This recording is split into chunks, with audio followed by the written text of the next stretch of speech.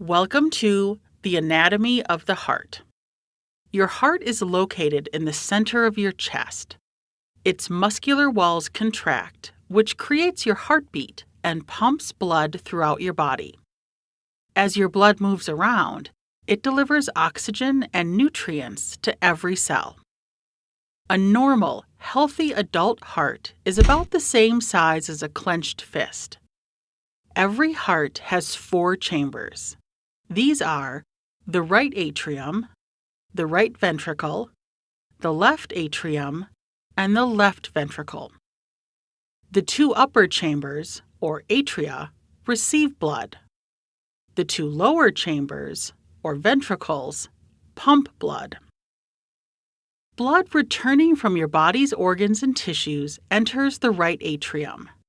Because this blood has provided oxygen to your body, it's very oxygen poor. It moves to the right ventricle and out to the lungs to pick up more oxygen in a process called gas exchange. The now oxygen-rich blood travels into the left atrium and into the left ventricle before your heart pumps it to the rest of the body. Each chamber is separated by the cardiac muscle and valves. The valves effectively move blood throughout the heart by opening in only one direction.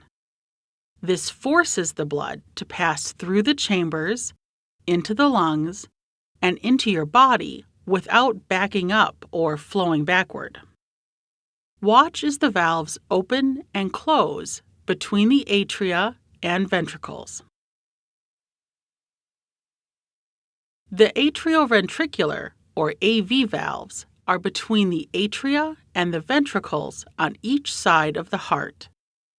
They are the tricuspid and the bicuspid, or mitral, valve. The tricuspid is on the right side, and the bicuspid, or mitral, is on the left side. There are also 2 semilunar valves, the pulmonary and the aortic.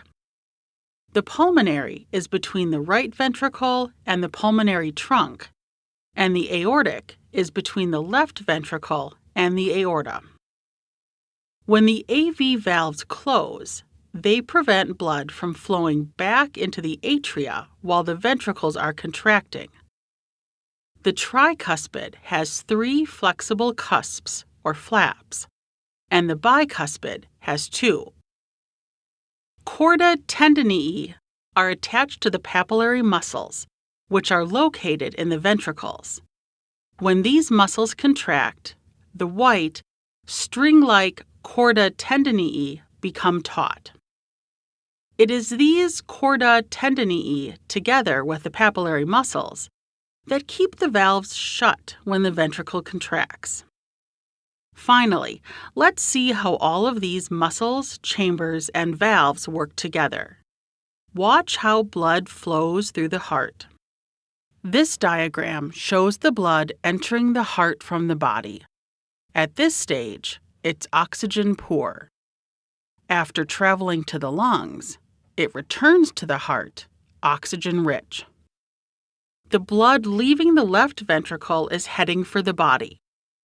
This process repeats itself over and over again to effectively deliver oxygen and nutrients to your body.